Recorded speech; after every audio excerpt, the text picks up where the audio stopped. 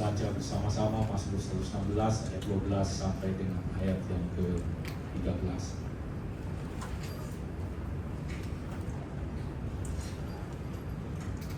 Bagaimana akan kubalas kepada Tuhan segala kebajikannya kepadaku? Aku akan mengangkat dia dengan keselamatan dan akan menyembahkan Tuhan. Amin. Sekarang saya akan share ini yaitu tentang mengangkat piala keselamatan.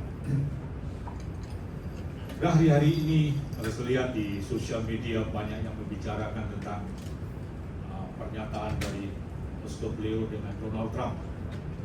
Ada yang setuju dengan pernyataan Ustaz Leo, ada juga yang mengkomentari pernyataan dari Ustaz Leo. Pernyataan itu baik, tapi dikatakan tidak pas ditempatkan di situasi perang antara Amerika dengan Iran. Sudah ada yang tanya kepada saya, Pak Hari, pro Iran atau pro Amerika? Jadi saya nggak pro Iran, saya nggak pro Amerika, saya pro Yesus. Kita perlu berdoa dan mengasihi Iran. Tema kita bulan ini adalah tentang belas kasihan, compassion. Nah, setelah beberapa hari yang lalu, saya mendengar satu report tentang Iran. Seorang hamba Tuhan yang sangat terkenal di Iran, ini berdiri daripada Life Ministry, TV Rohani di Iran, namanya Dr. Hormuz. Bisa tulis saya Dr. Hormuz Syariah. Itu banyak sekali dia berbicara tentang keadaan Iran. Menurut Dr. Hormuz, dia katakan seluruh Iran ini negara yang saat ini sedang mengalami pertumbuhan kekristenan yang begitu luar biasa. Dia berkata bahwa 1 juta dari 3 juta orang Iran itu mereka menjadi Kristen. Cukup besar. Jadi pertumbuhan 1 juta dari 3 juta orang. Bahkan menurut data misi dari data misi di England maupun di Amerika, itu di Iran itu ada sekitar 19% lebih orang yang telah menjadi Kristen. Jadi di Iran ini adalah satu negara yang mengalami pertumbuhan Kristen yang terbesar di dunia saat ini. Dikatakan Iran ini nomor 1 dan nomor 2 itu adalah Afghanistan. Pertumbuhan kekristenan saat ini yang terbesar. Dan nomor 10 itu yang di Tajikistan, itu sulit bahasanya. Itu nomor 10 pertumbuhan kekristenan. Dan saudara Dr. Hormuz dia menjelaskan begini, kenapa terjadi pertumbuhan yang begitu besar di Iran. Dia berkata bahwa sebelum terjadi revolusi tahun 1979, kekristenan itu sangat bebas. Jadi gereja itu bebas sekali sebelum revolusi. Tapi dikatakan waktu gereja begitu bebas, tapi pertumbuhan kekristenan sangat minim. Kekristenan sangat rendah. Tetapi waktu terjadi revolusi tahun 1979, itu negara Iran yang dijadikan sebagai Islamic State. Ini pertumbuhan kekristenan itu meledak dengan luar biasa. Gereja ditekan, hamba Tuhan banyak yang dikucilkan, dipenjara, bahkan dibunuh. Tapi terjadi pertumbuhan kekristenan yang begitu luar biasa. Jadi kalau saya lihat di Iran saat ini itu sebenarnya kekristenan di Iran itu sangat luar biasa. Nah, banyak dari mereka memang yang mengharapkan supaya terjadinya perubahan di pemerintahan Iran. Kita lihat beberapa bulan yang lalu, banyak daripada pemimpin Iran yang dieliminir oleh Israel sama Amerika. Terserah, kalau kita lihat di sini, kita perlu berdoa untuk keselamatan dan kembangunan rohani di Iran. Di Iran ini negara yang saat ini yang sedang mengalami satu pertumbuhan rohani yang luar biasa. Nah, sekarang dalam Mazmur pasal 116 ayat yang 12 dan ayat yang ke-13 di sini, dan berkata, dengan apakah dapat kubalas kebaikan Tuhan? Berapa banyak saudara yang pernah mengalami kebaikan Tuhan? Amin. Jadi saya tahu setiap kita mengalami kebaikan Tuhan. Setiap kita telah mengalami kasih dan kebaikan Tuhan, dan kasih dan kebaikan Tuhan ini yang terbesar adalah saat kita di mana kita diselamatkan. Tuhan dismati dan menebus dan menyelamatkan kita, itu adalah bukti daripada kebaikan dan kasih Tuhan yang terbesar. Nah, dengan apakah dapat kubalas kebaikan Tuhan? Pasal 12 dikatakan bahwa dengan mengangkat piala keselamatan itu bisa dibantu ditampilkan dalam terjemahan bahasa Inggrisnya, itu lebih jelas. Saya ingin membahas dan masuk pasal 116 ini. Karena what will I give to the Lord in return for all His benefit toward me? How can I repay Him for His precious blessing? I will lift up the cup of salvation and call on the name of the Lord. Jadi dalam Awasmu pasal yang jadi dengan apakah dapat kubalas kebaikan Tuhan? Itu dengan mengangkat piala keselamatan. Nah, saya ingin share pagi ini itu tentang dengan apa kubalas kebaikan Tuhan. Sebab setiap kita telah mengalami kebaikan Tuhan. Nah, bagaimana kita bisa membalas kebaikan dan kasih Tuhan? Mazmur berkata itu dengan mengangkat piala keselamatan, dengan memberitakan atau menunjukkan jalan keselamatan kepada orang-orang yang belum diselamatkan. Sebab Tuhan mau setiap kita yang telah diselamatkan itu memiliki belas kasihan kepada mereka yang belum diselamatkan. Lalu berkata, dengan apa dapat kubalas? Dengan apa dapat aku membayarnya? Dengan apa aku dapat mengembalikannya? Selain mengangkat piala keselamatan. Lalu setiap kita yang telah diselamatkan, kita perlu memberitakan jalan keselamatan kepada orang lain. Saya ingin menunjukkan kepada saudara dengan cepat saja, saya akan berkata dengan cepat. Jadi, ada 3 alasan kenapa kita harus memberitakan keselamatan kepada orang lain. Alasan yang pertama yang ingin saya jelaskan kepada saudara, alasan yang pertama adalah karena kita tahu bahwa keselamatan itu hanya ada di dalam Yesus. Jadi, kenapa kita harus memberitakan berita keselamatan kepada orang lain? Karena keselamatan hanya ada di dalam Yesus. Sebab kalau ada keselamatan di luar Yesus, saya ulangi, kalau ada keselamatan di luar Yesus, kita tidak ada beban, kita tidak harus memberitakan jalan keselamatan kepada mereka yang terhilang. Kalau ada keselamatan di luar Yesus, kita tidak perlu memberitahukan berita keselamatan kepada orang lain.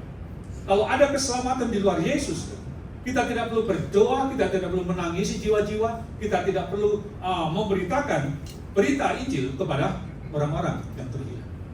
Tetapi karena keselamatan itu hanya ada di dalam Yesus, setiap kita punya beban, setiap kita memiliki hati untuk mereka yang terhilang.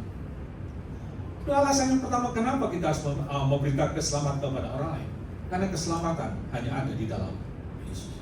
Jadi keselamatan sangat jelas bahwa keselamatan itu hanya ada di dalam Yesus. Oke, saya ingin menjelaskan sedikit tentang hal ini.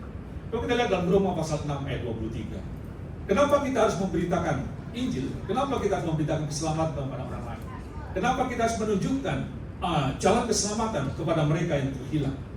Alasan yang pertama adalah karena keselamatan hanya ada di dalam Yesus. Dalam Roma pasal 6 ayat 23 sangat jelas dikatakan bahwa dan sebab upah dosa ialah maut, tetapi karunia Allah ialah hidup yang kekal dalam Kristus Yesus Tuhan kita. Jadi keselamatan itu sangat jelas hanya ada di dalam Yesus. Nah, Roma pasal 6 23 dikatakan upah dosa adalah maut. Upah dosa adalah kematian yang kekal. Manusia akan binasa di dalam kekekalan, atau orang panggil dengan mereka masuk neraka, di mana manusia terpisah dengan Allah selama-lamanya. Jadi upah dosa itu adalah kematian yang kekal. Nah, kematian yang kekal ini nggak bisa diselesaikan dengan sekedar kehidupan beragama. Kematian yang kekal ini tidak bisa diselesaikan dengan sekedar hidup yang saleh. Kematian kekal ini juga tidak bisa diselesaikan dengan hanya cukup untuk berbuat baik. Tetapi kematian yang kekal ini harus dibayar dengan kematian. Upah dosa adalah maut. Jadi kematian yang kekal ini tidak bisa diselesaikan dengan kehidupan beragama, tidak bisa diselesaikan dengan perbuatan baik, tidak bisa diselesaikan dengan sekedar kesalehan. Tapi kematian yang kekal ini harus dibayar dengan kematian. Harus ada nyawa yang membayar harga untuk kematian ini. Ada hukum Taurat berkata nyawa itu dibayar dengan nyawa. Jadi karena itu harus ada sosok yang menggantikannya, harus ada penebusan. Jadi dosa itu nggak bisa ditutupi, dosa juga nggak bisa dikurangi, dosa nggak bisa ditimbang, dosa harus diselesaikan. Karena itu harus ada sosok yang menggantikan hukuman atas dosa. Kalau sudah memperhatikan, kenapa saya katakan bahwa kematian kekali nggak bisa digantikan dengan agama, nggak bisa digantikan dengan perbuatan baik atau kesalehan. Tapi kematian harus dibayar dengan kematian. Harus ada penebusan, harus ada nyawa yang menggantikannya. Kalau saya melihat waktu Adam jatuh dalam dosa, ini kembali dalam Kejadian pasal yang ketiga. Waktu Adam jatuh dalam dosa, katakan saat Adam jatuh dalam dosa, kemuliaan Allah itu hilang. Dia melihat dirinya telanjang, dan kemudian apa yang dilakukan oleh Adam waktu dia jatuh dalam dosa? Tuhan bertanya kepada Adam, di mana kamu? Dan manusia terpisah dengan Allah. Terus kemudian Adam dengan rasa takutnya dikatakan bahwa istriku telah memberikan buah ini kepada aku. Jadi waktu Adam jatuh dalam dosa, dia kehilangan kemuliaan Tuhan, dia telanjang, dan kemudian dia menutupi ketelanjangannya itu dengan daun ara. Nah, waktu Tuhan melihat Adam dengan daun ara, apa yang Tuhan lakukan? Dia menggantikan dengan Tuhan memotong domba, dan kemudian digantikan daun ara itu digantikan dengan kulit domba. Oke, ini adalah satu nubuatan, satu pernyataan bahwa dosa itu tidak bisa diselesaikan dengan sekedar perbuatan baik atau agama. Sebab daun ara itu seperti agama. Daun ara itu seperti perbuatan baik atau kesalahan manusia yang nggak cukup untuk menutupi ketelanjangan manusia. Tapi perlu ada darah yang dicurahkan untuk menutupi ketelanjangan daripada Adam. Sebab agama perbuatan baik seperti daun ara nggak cukup. Karena itu harus ada penebusan, harus ada nyawa yang menggantikannya. Kalau saya melihat dalam Perjanjian Lama, penebusan itu selalu digambarkan dengan korban. Harus ada darah domba yang dicurahkan. Ibrani pasal 9, coba kita lihat, sangat jelas. Coba kita lihat Ibrani pasal 9, 22. Kenapa kita harus memberitakan Injil? Kan keselamatan hanya ada di dalam Yesus. Keselamatan nggak bisa, kematian nggak bisa diselesaikan dengan agama, dengan perbuatan baik, maupun dengan kesalehan. Tapi harus ada penebusan. Ibrani pasal 9 ayat 22. Kita lihat, kita baca bersama. 2, 3. Dan hampir segala sesuatu disucikan menurut hukum Taurat dengan darah. Dan tanpa penumpahan darah tidak ada pengampunan. Dan kita tanpa penumpahan darah tidak ada pengampunan. Nah, di dalam Perjanjian Lama, hampir semua kitab menubuatkan tentang Mesias yang akan datang untuk menebus dan menyelamatkan manusia. Jadi kematian yang kekal ini hanya bisa diselesaikan melalui satu penebusan. Nah, harus ada darah yang dicurahkan. Nah, di dalam Perjanjian Lama, kalau saya lihat hampir semua kitab menubuatkan tentang Mesias yang akan datang untuk menebus dan menyelamatkan manusia. Nah, yang sangat jelas dalam kitab Mazmur pasal 49, di sana tunjukkan dengan sangat jelas Daud menuliskan itu. Mazmur pasal 49 ayat 7 sampai 8.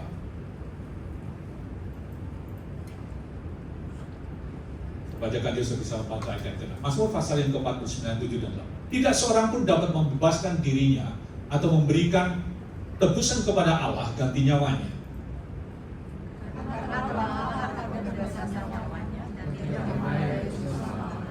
Satu lagi yang kita baca.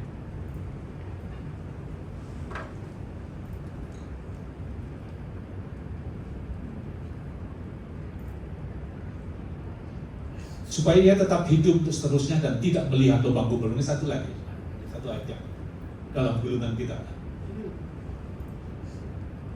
Ya, kita baca bersama. 2, 3.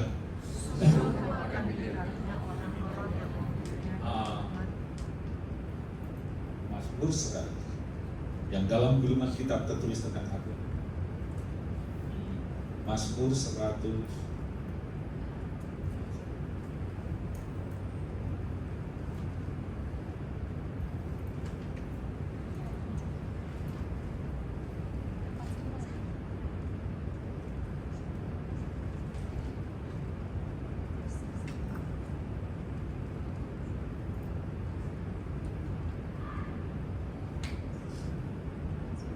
Bagus.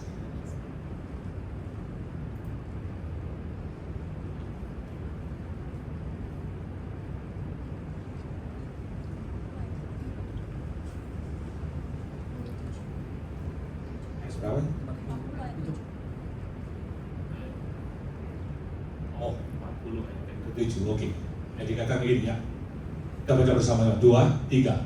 Lalu aku berkata, sungguh aku datang, dalam gulungan kitab ada tertulis tentang aku. Itu di ayat di atasnya dikatakan bahwa korban darah atau binatang itu tidak berkenan. Dikatakan sungguh aku datang, dalam gulungan kitab ada tertulis tentang aku. Nah, sekarang dalam kitab Mazmur sangat jelas ditunjukkan bahwa akan ada Mesias yang akan datang untuk menebus dan menyelamatkan manusia. Jadi Yesus datang untuk menyelesaikan masalah dosa. Dia mati di atas kayu salib sebagai korban penebusan. Dalam 2 Korintus pasal 5 ayat 21 kita lihat 2 Korintus pasal 5 ayat 21. Keselamatan hanya ada di dalam Yesus. 2 Korintus pasal 5 ayat 21. Kita baca bersama-sama 2, 3. Dia yang tidak mengenal dosa telah dibuat menjadi dosa karena kita, supaya di dalam Dia kita dibenarkan oleh Allah. Nah, saya di sini bahwa Yesus Kristus dia datang sebagai penebus. Kematian tidak bisa diselesaikan dengan perbuatan baik, tidak bisa diselesaikan dengan kehidupan beragama, tidak bisa juga diselesaikan dengan kesalahan. Tapi kematian yang kekal ini hanya bisa diselesaikan dengan penebusan. Nah, Yesus datang sebagai penebus. Dia dijadikan dosa supaya kita yang berdosa dibenarkan. Jadi Yesus Kristus yang menyelesaikan masalah dosa. Dalam Kolose pasal 1 ayat 20 sampai 22 di sini Paulus menjelaskan lebih jelas lagi bahwa setiap kita diperdamaikan oleh karena salib Kristus. Kolose 1 ayat 20 sampai 22. Dan oleh Dialah yang memperdamaikan segala sesuatu dengan dirinya, baik yang ada di bumi maupun yang ada di surga, sesudah ia mengadakan pendamaian oleh darah salib Kristus. Kamu yang mempunyai jauh dari Allah dan yang bersembunyi dalam hati dan pikiran, yang ada dari perbuatan yang jahat. 22 bersama-sama 2, 3. Sekarang diperdamaikannya dalam tubuh jasmani Kristus oleh kematiannya, untuk menempatkan kamu kudus dan tak bercela dan tak bercacat di hadapannya. Jadi Yesus Kristus, dia yang menyelesaikan masalah dosa. Jadi Yesus Kristus ada jalan untuk manusia diselamatkan. Jadi Yesus ada jalan satu-satunya untuk manusia diselamatkan. Dalam Yohanes pasal 14 ayat yang ke-6, Tuhan Yesus menjelaskan, mengkonfirmasi ini. Dia berkata, akulah jalan, kebenaran, dan hidup. Tidak ada seorang pun dapat datang kepada Bapa kalau tidak melalui aku. Jadi Yesus Kristus ada jalan satu-satunya untuk manusia diselamatkan. Dalam Kisah para Rasul 4 ayat 12, ini ya, coba kita lihat satu ayat lagi. Kisah Rasul pasal 4 ayat 12. Di sini lebih tegas lagi, saudara. Kisah Rasul pasal 4 ayat yang ke-12. 2, 3. Dan keselamatan tidak ada di dalam siapa pun juga selain di dalam Dia. Sebab di bawah kolong langit ini tidak ada nama lain yang diberikan kepada manusia yang olehnya kita dapat diselamatkan. Saudara, kenapa kita harus memberitakan Injil? Kenapa kita harus menunjukkan jalan keselamatan kepada orang lain? Karena keselamatan itu hanya ada di dalam Yesus. Lalu kalau ada keselamatan di luar Yesus, kita tidak perlu memberitakan Injil. Kita tidak perlu memberitakan kabar keselamatan kepada orang lain. Kita tidak perlu berdoa, menangisi jiwa-jiwa untuk supaya mereka diselamatkan. Tapi karena keselamatan hanya di dalam Yesus, maka setiap kita punya beban, kita punya hati, kita punya tugas untuk memberitakan jalan keselamatan kepada orang lain. Saya pernah, saya sedikit cerita. Saya pernah, kenapa saya mengambil keputusan untuk melayani Tuhan. Waktu saya SMA kelas 2, saya bertobat dan lain baru. Kemudian saya mendengarkan satu khotbah dari Billy Graham. Waktu itu diterjemahkan. Billy Graham berkhotbah itu tentang khotbahnya dia sebenarnya lain, tapi saya mendapatkan satu kewahyuan yang lain. Khotbah dia itu dia berbicara begini, kenapa Allah itu menjadi manusia? Terus kemudian dia memberikan satu ilustrasi begini. Kenapa Allah itu menjadi manusia? Saudara lihat kalau semut menuju kalau saudara melihat semut menuju ke jalan yang salah, atau mungkin mau masuk ke dalam air atau ke dalam api, bagaimana caranya saudara bisa menyelamatkan semut itu? Kalau saudara berbicara kepada semut itu kamu jalan keliru, maka semut itu akan menganggap suara kita seperti halilintar. Dia nggak akan mendengar. Kemudian beliau memberikan contoh yang lain. Dan kalau saudara kalau saudara berbicara dianggap halilintar. Kalau saudara menaruh tangan saudara kepada semut, menghalangi semut itu untuk berjalan di jalan yang salah, maka semut itu akan melewati tangan saudara, karena itu dianggap penghalang. Jadi bagaimana caranya supaya saudara bisa berbicara semut dan semut itu nggak menuju ke jalan yang salah atau masuk ke dalam api itu? Cara saudara adalah dengan kita menjadi semut, baru kita bisa berbicara. Nah, itu yang dilakukan oleh Yesus. Waktu saya mendengar itu, saya mendapatkan pewahyuan yang lain. Saya melihat waktu dia berkhotbah begitu, Billy Graham seorang pengkhotbah dan keselamatan. Waktu dia berkhotbah seperti itu, saya melihat banyak orang yang diperlihatkan pada saya itu pada berjatuhan ke neraka. Waktu saya melihat itu, hati saya getar, saya hancur hati, saya menangis di hadapan Tuhan, dan saya berkata kepada Tuhan, Tuhan, saya mau melayani Engkau, saya mau menjangkau jiwa. Saat itu saya mengambil keputusan untuk menjadi hamba Tuhan. Saudaraku, kenapa kita perlu memberitakan ini? Kenapa kita perlu menunjukkan jalan keselamatan kepada orang lain? Karena keselamatan hanya ada di dalam Yesus. Dan kematian yang kekal tidak bisa diselesaikan dengan agama. Kematian yang kekal tidak bisa diselesaikan dengan cukup hidup saleh. Kematian yang kekal juga tidak bisa diselesaikan dengan perbuatan yang baik. Tapi kematian yang kekal hanya bisa diselesaikan melalui satu penebusan. Dan Yesus ada satu-satunya jalan yang telah menyelesaikan masalah dosa dan hukuman atas dosa. Tapi Yesus ada satu-satunya jalan kepada keselamatan. Jadi alasan yang pertama kenapa kita harus memberitakan keselamatan atau menunjukkan jalan keselamatan kepada orang lain. Alasan yang pertama karena keselamatan hanya ada di dalam Yesus. Jadi yang kedua, kenapa kita perlu memberitakan atau berbelas kasihan kepada orang-orang yang belum diselamatkan. Yang kedua adalah karena kita ini adalah orang-orang yang berhutang kepada Tuhan. Aware that we are in debt.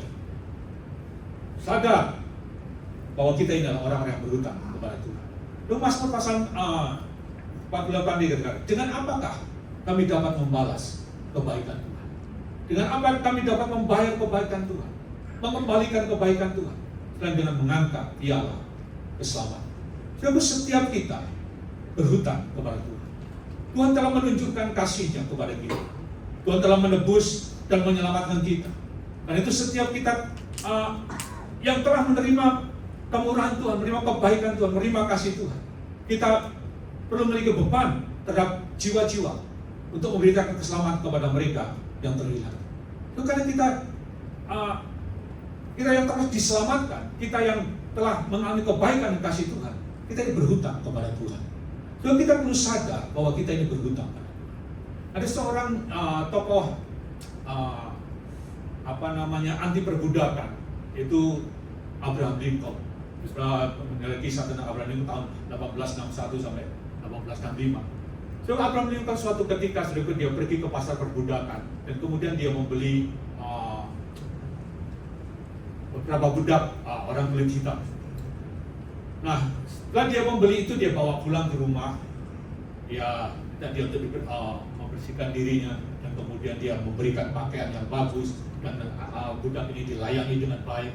Nah, setelah itu kemudian dia berkata kepada budak-budak yang dibeli itu, dia berkata begini, sekarang kamu boleh pergi kemana kamu mau. Jadi waktu budak-budak itu melihat kebaikan daripada Abraham Lincoln, dia berkata kepada Lincoln, oh tuanku, saya nggak akan pergi, saya mau tempat ini, saya mau melayani itu. Dan kenapa? Karena dia mengalami yang namanya kebaikan daripada Abraham Lincoln. Dia merasa berhutang budi terhadap Abraham Lincoln. Sedangkan Tuhan telah melakukan perbuatan yang baik kepada kita. Tuhan Yesus telah menebus kita. Tuhan Yesus telah menyelamatkan kita. Dalam kitab 1 Petrus dikatakan dia menebus kita bukan dengan emas dan perak, tapi dia menebus kita dengan darah yang mahal, dengan nyawanya sendiri.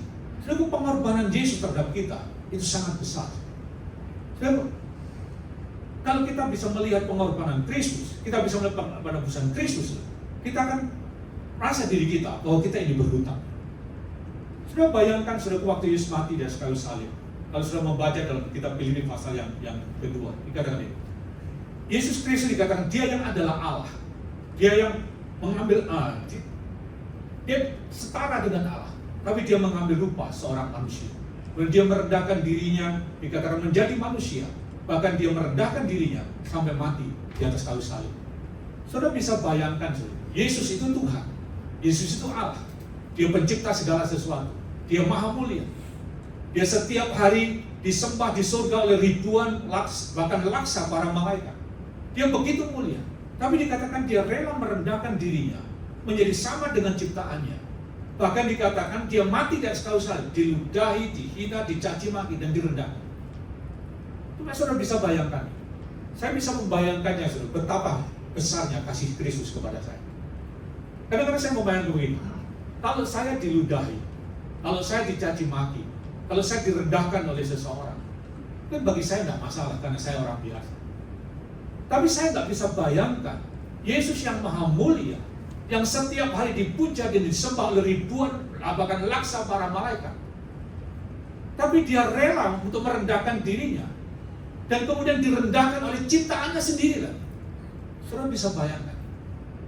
Setiap kali saya melihat itu, saudara, apa yang dilakukan oleh Yesus, saya bisa melihat betapa hebatnya kasih Kristus kepada kita. Dan pengorbanan Kristus kepada kita itu sangat besar.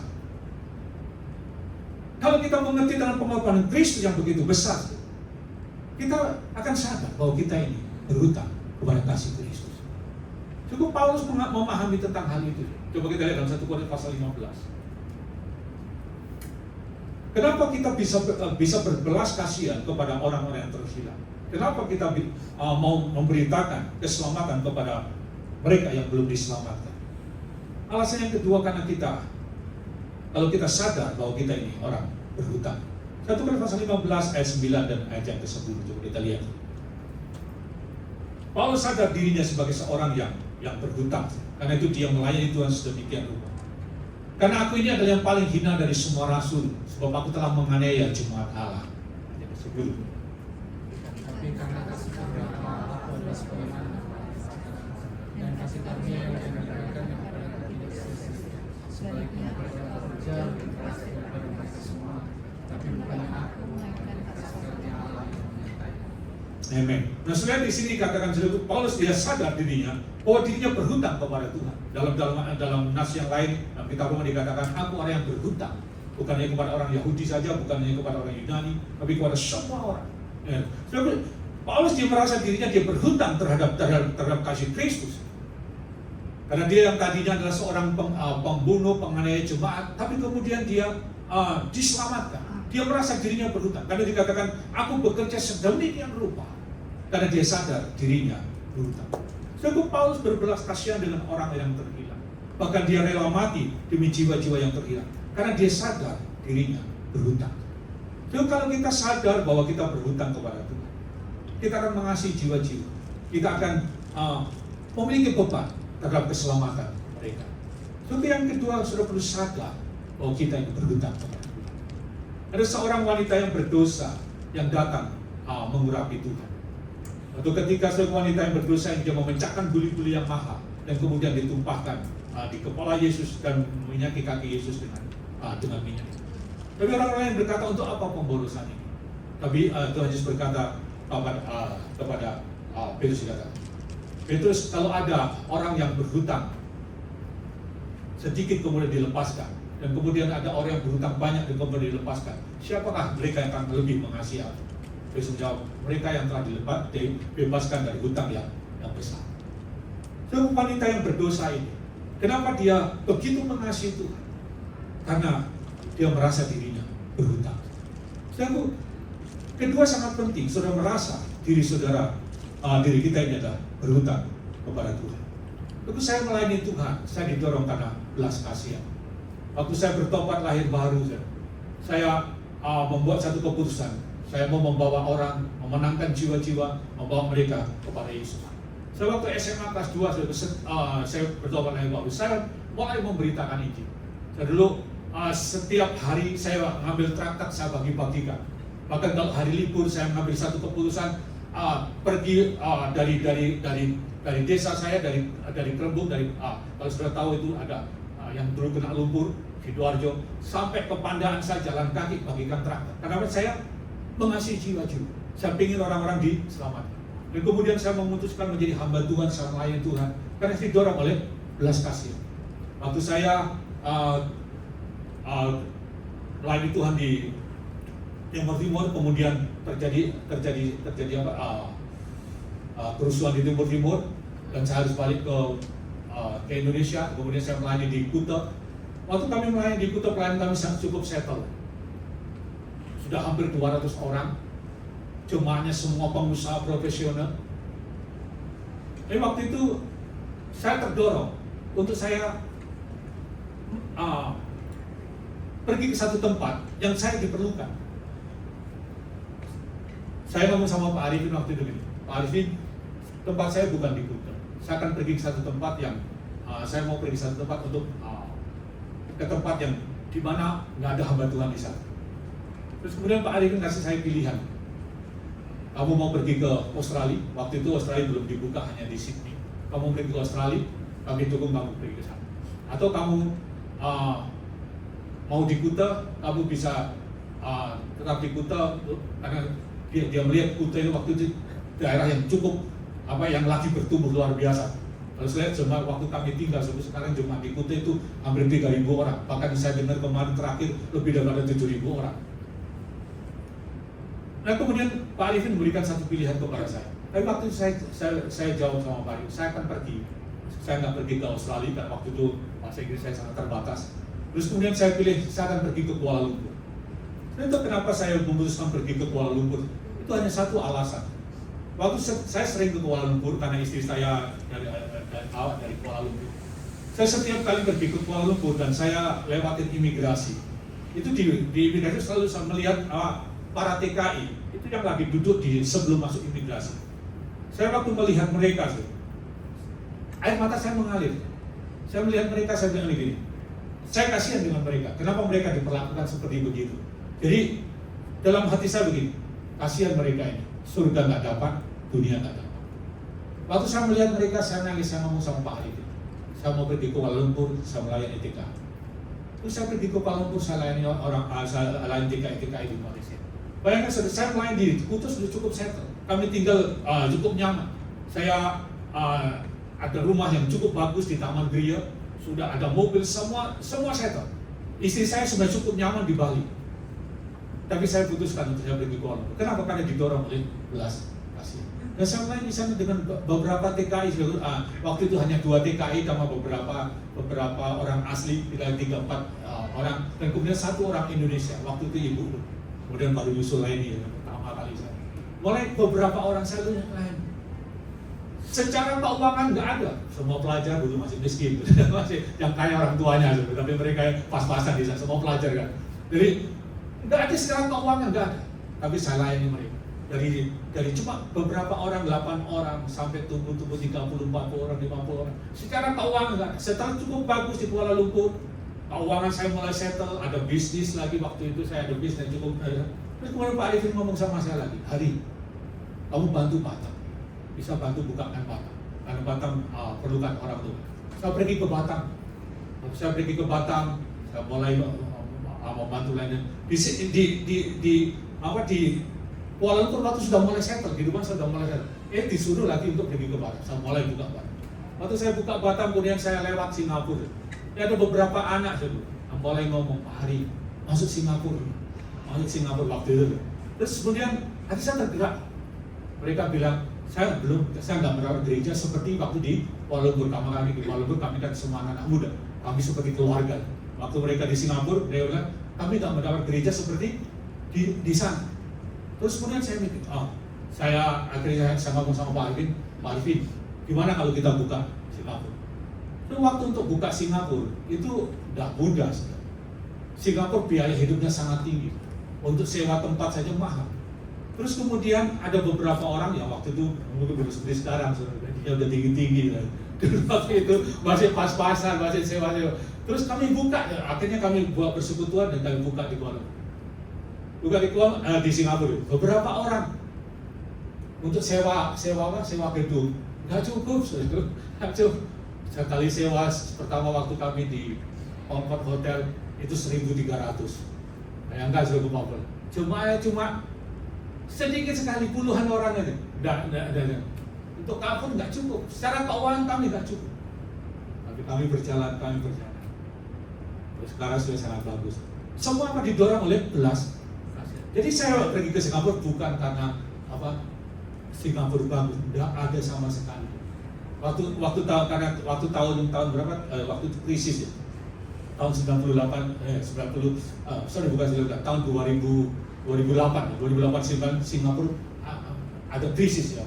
Jadi secara ekonomi nggak menjanjikan, tapi karena belas kasihan kami datang. Saudaraku, yang kedua, kenapa kita mengasihi jiwa-jiwa? Kenapa kita melayani Tuhan? Karena kita berhutang kepada Tuhan. Karena ada karena kasih Tuhan kepada kita, sehingga kita berbelas kasihan terhadap jiwa-jiwa. Terus bukan hanya itu, waktu kemarin saya diminta untuk membantu kembali Batam. Terus saya bantu kembali Batam, di Batam. Terus kemarin buka gereja yang baru di Batam. Saya melayani di Batam, sama kalau saya bilang bukan mendapatkan sesuatu, tapi kami sama keluar. Di Batam saya sepeser 1 sen pun saya nggak ambil secara keuangan. Tapi kami justru mau keluar. Kenapa? Karena waktu saya lihat Pak Ali bilang bahwa gereja di Batam ini ada masalah begini. Saya jadi orang yang kamu perlu bantu. Jadi saya akhirnya putuskan untuk membantu di sana. Nah, kita melayani Tuhan itu karena apa? Belas kasihan. Jadi yang kedua, yang pertama kenapa kita melayani Tuhan? Kenapa kita punya belas kasihan kepada jiwa-jiwa, atau kenapa kita melayani Tuhan? Karena keselamatan hanya ada dalam Yesus. Yang kedua, karena kita ini berhutang. Yang ketiga, yang terakhir, karena kita menanggapi kasih Tuhan. Kita berbelas kasihan kepada jiwa-jiwa. Kita melayani karena kita mau menanggapi kasih Tuhan. Dan kita bisa mengasihi jiwa-jiwa karena kita telah menerima dan mengalami kasih Tuhan. Itu 1 Yohanes pasal 4 ayat ke-19. Kita akan bisa meresponi kasih Tuhan kalau kita memahami dan mengalami kasih Allah terlebih dahulu. Coba kita lihat 1 Korintus pasal 4 ayat ke-19. 1 Yohanes pasal 4 ayat 1 Yohanes 4 ayat 19. Yohanes 4 ayat ke-19. Kita baca 2, 3. Kita mengasihi karena Allah lebih dahulu mengasihi kita. Saudaraku, kita mengasihi jiwa-jiwa, kita berbelas kasihan kepada mereka yang terhilang, karena kita mau meresponi kasih Tuhan. Tuhan telah terlebih dahulu mengasihi kita. Dan sangat penting kita memahami dan mengalami kasih Tuhan di dalam hidup kita. Dalam Efesus pasal yang ketiga, coba kita lihat. Sudah kasih Tuhan kepada kita itu begitu besar. Kita perlu memahami dan mengalami kasih Tuhan.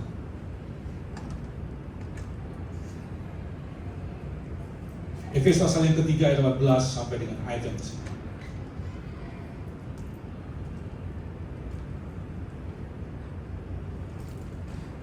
Efesus pasal 3 ayat 18. Aku berdoa supaya kamu bersama-sama dengan segala orang kudus dapat memahami betapa lebarnya dan panjangnya dan tingginya dan dalamnya kasih Kristus.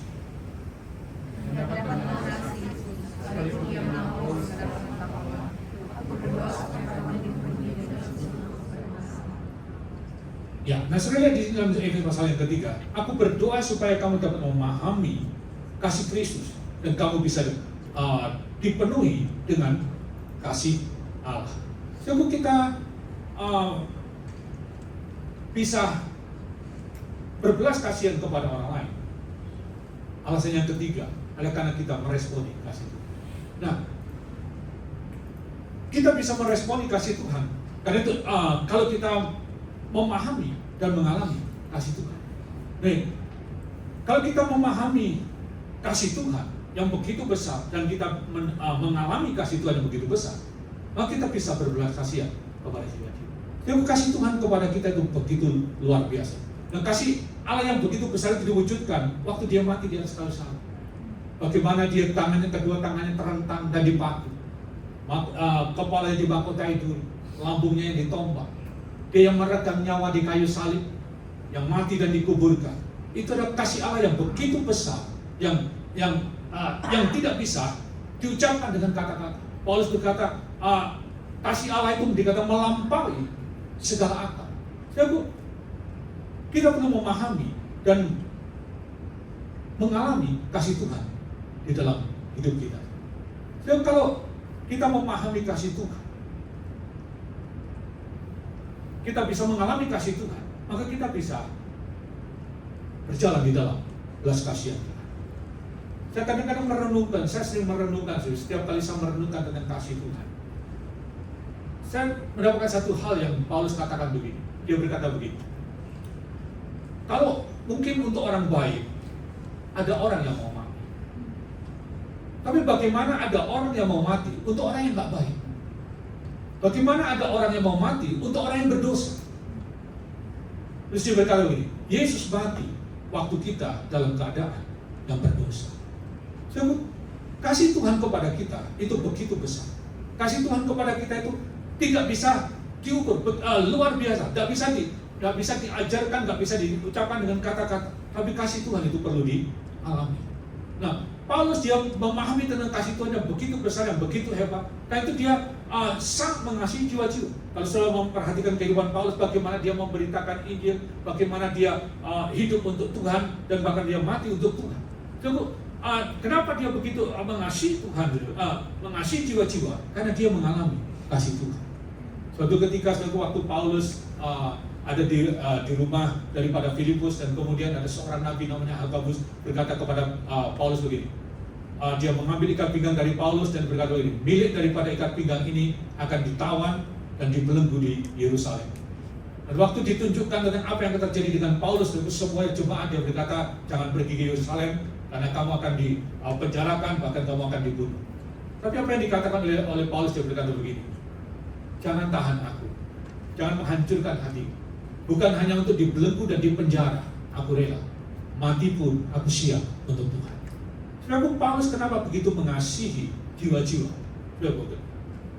Karena dia telah mengalami kasih Tuhan. Jadi kita kan bisa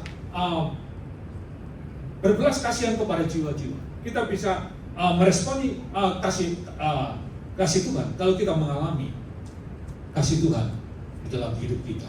Saudara, tiga hal ini saya sebagikan dengan saudara. Kenapa kita perlu berbelas kasihan kepada orang yang terhilang? Kenapa kita perlu berbelas kasihan kepada jiwa-jiwa? Yang pertama, karena kita tahu bahwa keselamatan itu hanya ada pada Yesus. Kalau ada keselamatan di luar Yesus, kita tidak perlu. Tapi karena keselamatan hanya ada dalam Yesus, karena kita perlu berbelas kasihan kepada mereka yang terhilang. Yang kedua, karena kita berhutang dengan kasih Kristus. Dan yang ketiga, karena kita mau menanggapi kasih Yesus yang telah diberikan kepada kita. Kita bagaimana?